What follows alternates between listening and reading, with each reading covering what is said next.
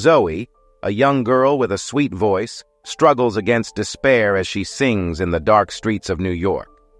Each note she sings is a silent cry for help, a desperate attempt to save her gravely ill mother. Amid the biting cold, she finds herself face to face with a mysterious man, whose intentions are as enigmatic as his fortune. What Zoe doesn't know is that this unexpected encounter could change her life forever. But at what cost? The nights of New York were merciless, especially for those who found themselves forced to confront the city's crueler side. Zoe, a girl of just 16, knew this reality all too well.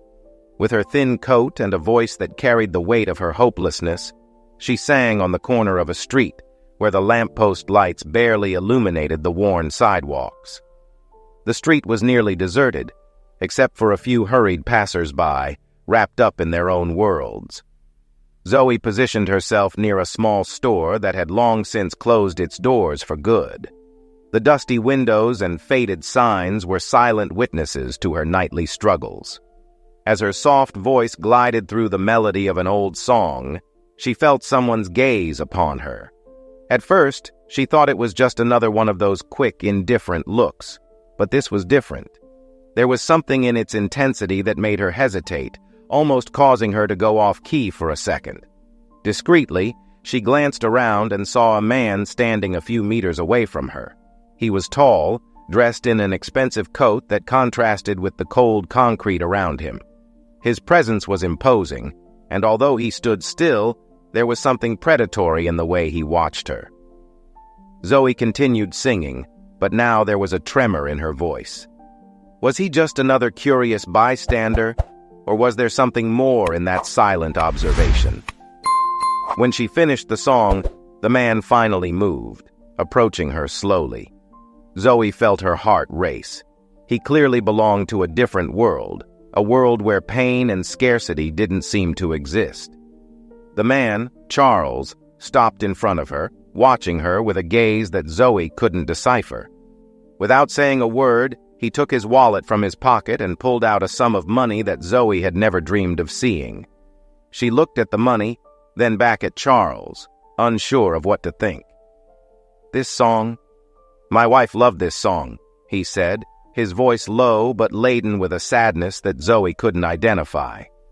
"She's gone, and I never could make her happy as I should have." Zoe stood still, the cold wind cutting through her skin as the money fluttered in front of her eyes. She knew accepting it could mean the difference between life and death for her mother, but she also knew that nothing in life came without a price. With trembling hands, she took the money. "Thank you," she whispered, her voice almost breaking. Charles watched her for a long moment before stepping back and disappearing into the darkness of the night, as if he had never been there. Zoe stood there, the money in her hand, and a strange foreboding weighing on her heart. Something about that exchange had changed everything, but she still didn't know how. Quickening her pace, Zoe ran home, eager to tell her mother about the encounter and the money she now held so tightly. Maybe, just maybe, this money could buy more time, more hope. However, upon arriving home, the door was ajar, and the dim light coming from inside indicated that something was wrong. Zoe rushed in, her heart pounding, only to find the room empty. A crumpled note on the floor, next to the couch where her mother used to rest, caught her attention. The hurriedly scribbled words indicated that Emily had been rushed to the hospital. Zoe felt the ground fall away beneath her feet. The money that had seemed so promising was now nothing but useless paper in the face of the urgent situation. She needed to run to the hospital, praying that there was still time. The air felt heavy as she hurried through the streets again, this time heading toward the hospital. The city, with its bright lights and incessant noise, seemed indifferent to her despair. Upon reaching the hospital, Zoe was met by a nurse who led her to the emergency room. Zoe's heart nearly stopped when she saw her mother connected to machines, fighting for every breath. Zoe approached the bed, holding her mother's cold hand as tears finally streamed down her face. "Mom, I got some money. "But I don't know if it's enough," she whispered, her voice choked. The nurse looked at her with pity, but before she could say anything, Zoe heard a familiar voice behind her. "Zoe?" She turned around quickly and, to her surprise, found Charles standing at the door, accompanied by an older man in a white coat. "This is Dr. Reynolds, the best doctor I know. He will take care of your mother," Charles said, his voice calm. "I couldn't save my wife, but maybe I can do something for you." Zoe could hardly believe what she was hearing. Charles was not just a wealthy man. He was someone with enough power and influence to change her fate. She looked at him, conflicting emotions battling within her. What did he want in return? Charles moved closer to her, placing a comforting hand on her shoulder. "I only ask one thing, Zoe. Come live with me. I want you to sing for me every night, just like you did today. My house is big. You will have all the comfort you need. And in return, I guarantee your mother will receive the best possible treatment." Zoe was paralyzed. Charles's proposal seemed like a dream, but there was something unsettling about that offer. Living with a stranger, away from everything she knew in exchange for her mother's health. It was an impossible choice, yet it was the only one she had. She looked at her mother, whose life hung by a thread, and knew she had no other option. Even though her heart screamed against it, she agreed with a slight nod. Charles, satisfied, stepped back, leaving her with Dr. Reynolds. Zoe spent the night awake beside her mother's bed, watching the machines that monitored every fragile heartbeat of Emily. The hospital, with its cold lights and silent corridors, felt like a place where time stood still, where hope and despair mingled in a cruel dance. When dawn finally broke, the doctor called her for a private conversation. Zoe followed him into a small room with white walls and a simple table. He sat down and looked at her with a compassionate expression that Zoe could hardly bear. "Zoe, we have done everything we could. Your mother is fighting hard, but her body is weak. The best we can do now is keep her comfortable." He paused, waiting for the words to penetrate the veil of denial that Zoe instinctively raised. She shook her head, as if denying reality could somehow change it. "But what about the treatment and everything you were doing? Is there nothing else? Sometimes, no matter how hard we try, the illness is stronger. Your mother doesn't have much time, Zoe. I'm so sorry." Those words felt like a punch to the stomach. Zoe stood up abruptly, feeling the desperate need to be by her mother's side. She almost ran back to the room, where Emily lay breathing with difficulty. Zoe knelt beside the bed, holding her mother's hand tightly, as if by doing so she could anchor her to the world. "I'm here, Mom," she whispered, tears flowing freely now. "Please stay with me. I can't do this alone." Emily slowly opened her eyes, her gaze cloudy but filled with love. With effort, she squeezed Zoe's hand. "My dear, you are so strong," Emily said, her voice faint. "I always knew you would be able to face anything." Zoe sobbed, shaking her head. "I just want you here with me. Please, Mom, don't leave me." Emily tried to smile, but it was a sad, resigned smile. "I will always be with you, my love, no matter where I am." Those words felt like a knife to Zoe's heart, and she laid her head on the bed, feeling her mother's last strength slip through her fingers. Emily closed her eyes, and as her body relaxed, the room fell into an incredible silence. Zoe knew, even before the machines indicated, that her mother had passed. The emptiness that followed was unbearable. Zoe remained there, motionless, feeling as if the world around her had collapsed. Nothing else mattered. The money Charles had given, the proposal he had made, everything felt irrelevant now. She had failed to save the only person who truly mattered. The days that followed were a haze of pain and numbness. The funeral was small and quiet, as Emily would have wanted. Zoe remained distant, unable to process the fact that her mother was no longer there. The people around her murmured words of comfort that felt empty, and Zoe could barely hear them. Her mind was trapped in her mother's last words, under the unbearable weight of loss. After everyone had left, Zoe stood alone beside the freshly covered grave, looking at the earth that now held her mother's remains. She felt completely lost. Her home, once filled with her mother's laughter, was now steeped in a deadly silence. Every corner reminded Zoe that Emily would never be there again. Charles appeared at her door a few days after the funeral, his expression serious but gentle. He watched her for a few moments before speaking. "Zoe, I know this is a very difficult time for you, but the offer I made is still on the table. You don't have to do this anymore for your mother's treatment, but I would like you to come live with me.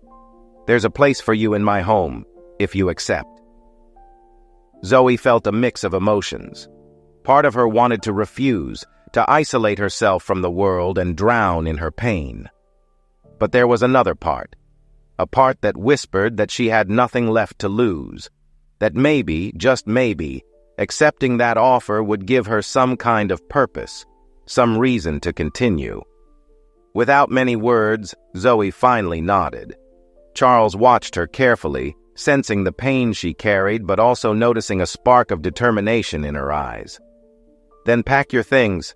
I'll take you with me today," he said, his voice firm but not without a touch of compassion. Zoe didn't have much to take. A few clothes, the old hat she used to collect coins while singing, and a small picture of her mother, which she kept with great care. As she looked at the house one last time, she felt a tightening in her chest, as if she were leaving behind not just a home, but a part of herself. On the way to Charles's house, Zoe remained silent, staring out the car window as the streets of New York passed by her. When they finally arrived, she was struck by the size of the mansion. It was an imposing house, with classic architecture, surrounded by well-kept gardens. But for Zoe, it was just a house, cold and distant, a reflection of the emptiness she now carried inside her. Charles led her inside, showing her to her new room. It was spacious and luxurious, a stark contrast to the small room where she had grown up. Zoe looked around, feeling out of place. Charles seemed to understand her feelings. "If you need anything, don't hesitate to call me," he said before leaving her alone. Zoe sat on the soft bed, feeling the weight of loneliness crushing her. She was in a new house, with a new purpose, but what did it all mean without her mother by her side? Silent tears streamed down her face as she clutched the picture of Emily to her chest. Night fell, and with it came the fulfillment of her promise. Zoe went to the living room where Charles was waiting for her, a fire crackling, casting dancing shadows on the walls. He settled into an armchair and, for a moment, simply watched Zoe. "I'm ready to listen to you, Zoe," he said calmly. Zoe took a deep breath, gathering the little strength she had. She began to sing, her soft voice filling the space. It was the same song she had sung on the street, the one that had brought her and Charles together for the first time. But now, each word felt heavier. Each note was imbued with the pain of her loss. And as she sang, she realized that in some way, she was saying goodbye to her mother once more. Charles listened in silence, his eyes fixed on Zoe's fragile figure, her voice touching something deep within him. There was a sadness in the music, a melancholy he knew well. When the last note faded into the air, he got up and walked over to her, placing a comforting hand on her shoulder. "It was beautiful, Zoe. Your mother would have been proud," he said, and for a brief moment, Zoe felt as if she wasn't so alone. In the days that followed, Zoe adjusted to her new routine in Charles's mansion. Every night she performed in the living room, the melody of her voice echoing through the luxurious walls. But despite the comfort and safety that this new home provided, a void grew inside her. The absence of her mother was like a black hole, sucking away all the light and joy from her life. Charles watched her with a nearly paternal attention, always present on the nights she sang. He made no demands beyond those performances, allowing Zoe to explore the mansion and adapt at her own pace. However, even with his apparent kindness, there was something about his presence that left Zoe uneasy, a feeling that she was being observed, evaluated, like a piece in a game whose rules she did not know. One afternoon, while wandering through the gardens of the estate, Zoe encountered Charles. He was standing by an old fountain, watching the constant flow of water. When he noticed Zoe's presence, he smiled, a smile that didn't reach his eyes. "I wonder," he began, without taking his eyes off the fountain, "if you've thought about what you'll do going forward, Zoe. Your mother is no longer here, but you still have a whole life ahead of you." Zoe felt a lump form in her throat. The truth was, she didn't know what she wanted to do. Before, her life revolved around trying to save her mother. Now, with Emily buried, all purpose seemed to have vanished. I don't know," she replied hesitantly. "Everything I did was for her. Now, I don't know what to do." Charles turned to her, his gaze intense. "You have a talent, Zoe. Your voice can take you places you've never imagined. I can help with that. Picture yourself on the biggest stages, the world at your feet. You deserve that kind of success." Zoe fell silent, considering his words. The idea of singing for large audiences was tempting, but it also frightened her. Until now, singing had been a means of survival, something she did to try to save her mother. Turning it into a career felt both seductive and wrong. "I don't know if I'm ready for that," she finally said. "Singing has always been personal, something between me and my mom." Charles nodded slowly, but the determination in his eyes didn't wane. "I understand, Zoe, but think about it. You have an opportunity that few people in the world have. Don't waste it." Charles's words lingered in Zoe's mind, echoing in her thoughts as the nights passed. She continued to perform for him, and each time, she felt a growing pressure, an unspoken expectation hanging in the air. It was as if her performance was a currency, something Charles valued more than any amount of money. A few weeks later, Charles invited her to a meeting with a man he described as one of the best agents in the country. Zoe hesitated, but eventually agreed to go, partly to please Charles, and partly to see if there truly was a future for her in music that could bring some meaning to her life. The agent, an elegant and confident man, listened to Zoe sing and immediately began talking about contracts, recordings, and tours. Zoe could barely keep up with the flow of words, but one thing became clear. Charles was willing to invest heavily in her career. The idea of becoming a star seemed to be right in front of her, ready to be seized. But something about it all didn't feel right to Zoe. She felt as if she were being dragged into something that wasn't hers, as if she were being molded to fit a role that others had written. Yet, looking at Charles, who was watching her with expectation, she didn't have the courage to refuse. That night, when she returned to the mansion, Zoe was exhausted. Sitting on the edge of her bed, she held her mother's portrait, as she did every night, seeking comfort. "What should I do, Mom?" she whispered, but silence was her only answer. As she was lost in her thoughts, there was a soft knock on the door. Zoe quickly wiped her tears and told the person to come in. Charles appeared with a softer expression than usual.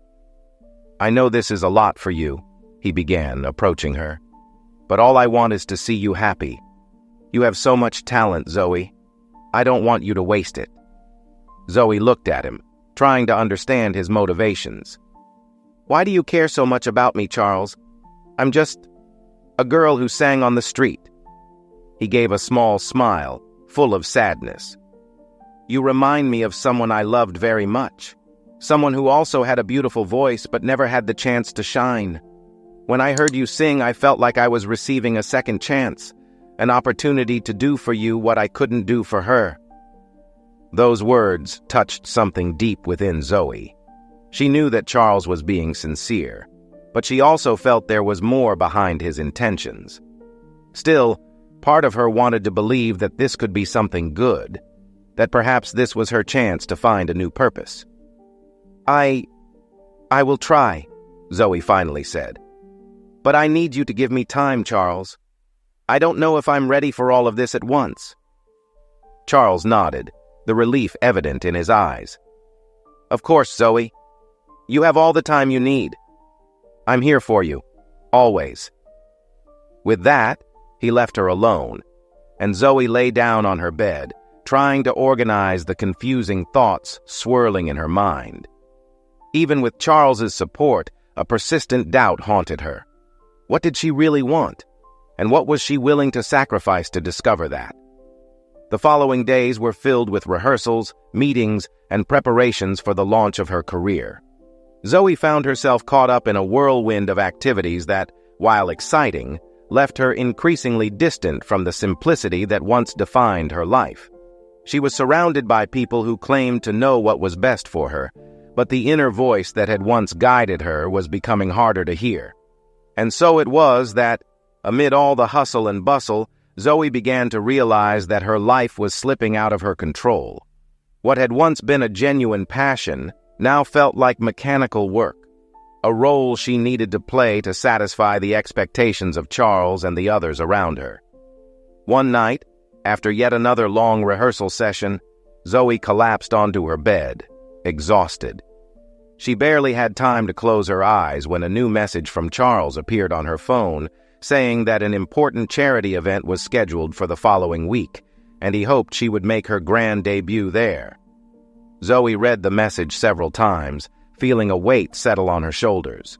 She knew this was the kind of opportunity that could change her life forever. But at what cost? More and more, she felt that the life she was building wasn't truly hers, but rather a reflection of Charles's desires and ambitions. She spent the rest of the night awake, battling the thoughts that tormented her. When the sun finally began to rise on the horizon, Zoe made a decision. She didn't know if she was ready to confront Charles, but she knew she needed to find her own voice again before she lost it completely. The charity event was just days away, and Zoe knew that this moment would be a turning point in her life. The question that lingered in her mind was, would she have the courage to break free from the shackles Charles had placed around her, or would she end up succumbing to the weight of his expectations? On the night of the event, Zoe felt as though an overwhelming weight was resting on her shoulders. Charles's mansion was even more grandiose, with lights reflecting off the sophisticated decor that adorned every corner. Elegant guests paraded through the main hall, conversing in hushed tones, while the sound of laughter echoed from time to time. Dressed in a gown that Charles had chosen, Zoe felt suffocated amidst all that luxury, like a piece out of place. She had spent the entire day rehearsing, but the words and melodies that once flowed naturally now felt forced, as if they had lost their meaning. As she observed the guests, a sense of isolation engulfed her. Surrounded by people she barely knew, and although everyone smiled and complimented her, Zoe felt increasingly alone. Charles, wearing a sharp suit, approached her, his calm smile contrasting with the tension Zoe felt. He led her to a secluded area of the hall where the stage had been set up. The lights focused on the center, and the piano awaited, gleaming under the spotlights. "This is the moment you've been waiting for, Zoe," Charles said, his voice calm and encouraging. "You're going to shine like never before. Trust me." Zoe nodded, trying to smile, but fear grew within her. "What if I'm not ready, Charles? What if this isn't what I really want?" Charles looked at her for a long moment, his expression growing more serious. "You're very talented, Zoe. Everything you've been through has brought you here. There's nothing to fear. Just go up there and sing like you always have." Though Charles's words were comforting, Zoe knew he didn't understand what was going on in her mind. He saw her as a project, something he could shape and perfect. But for Zoe, Every step toward the stage felt like a step away from what truly mattered to her. The hall began to quiet as people gathered, eager to hear the young prodigy they had been talking about. Zoe stepped onto the stage, feeling her legs tremble under the weight of all the expectations. She looked at the piano, and the keys seemed intimidating. She sat down, taking a deep breath, and closed her eyes, trying to focus. When she opened her eyes again, she saw Charles in the front row, his gaze fixed on her with a mix of pride and expectation. Zoe felt a knot form in her throat. She knew Charles had good intentions, but she also knew that the life he was building for her wasn't hers. What she wanted, what truly mattered, had been left behind. Zoe began to play, her fingers gliding over the keys with familiarity, but the music sounded empty, devoid of the passion that had once defined her. She tried to concentrate, but something was wrong.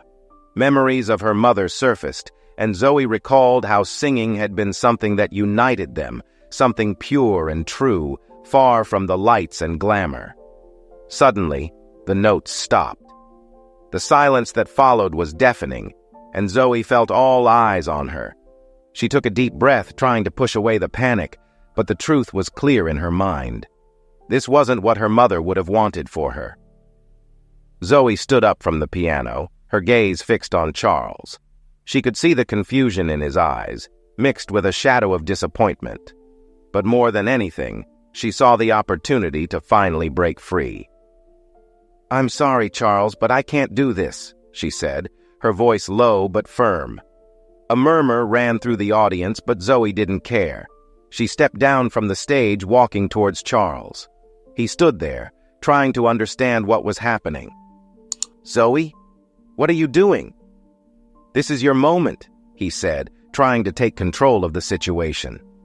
She shook her head, her eyes filled with determination. "No, Charles. This is your moment, not mine.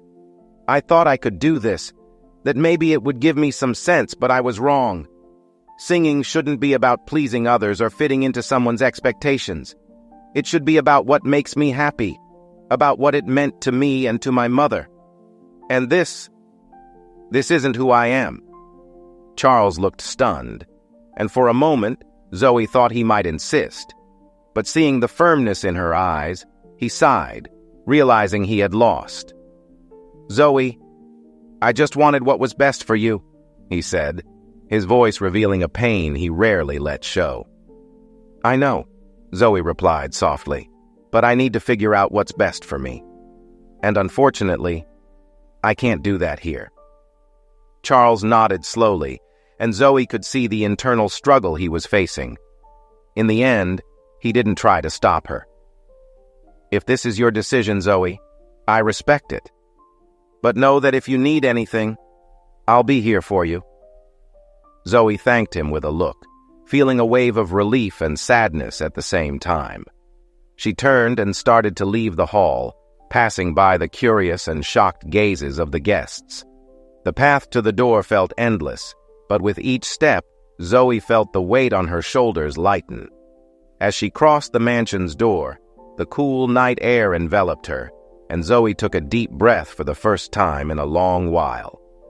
She didn't know what the future held for her, but for the first time since her mother's death, she felt she was on the right path.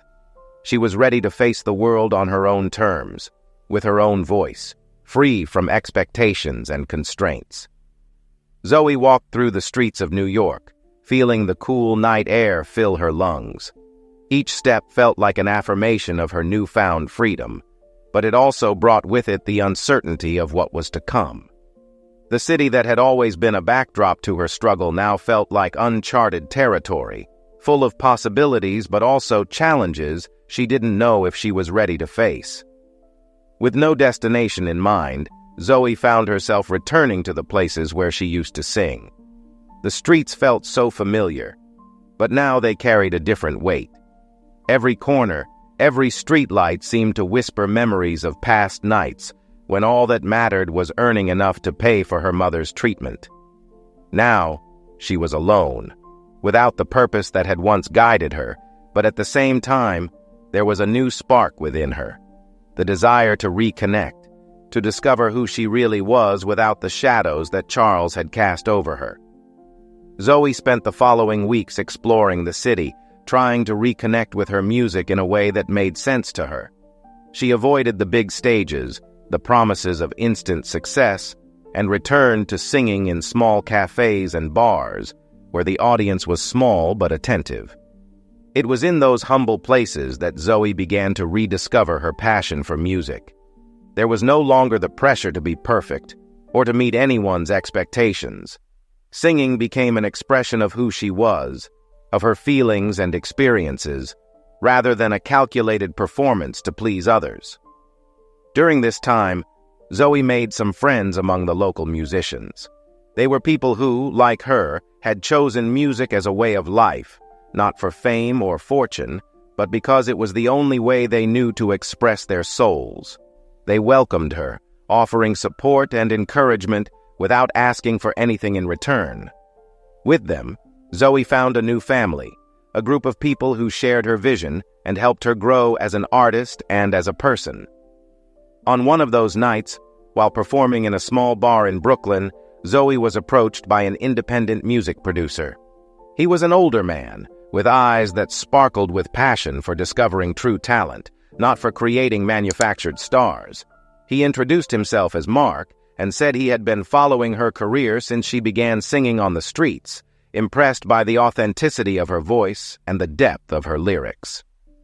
"You have something special, Zoe, something that isn't found in the artists we see out there. Your music comes from a true place, and that's what the world needs to hear," he said after listening to her perform a song she had recently composed, inspired by memories of her mother. Zoe was surprised to hear those words. Since she had left Charles's mansion, she hadn't considered recording her music or launching a formal career. But there was something about Mark's sincerity that made her reconsider. He wasn't offering fame or wealth.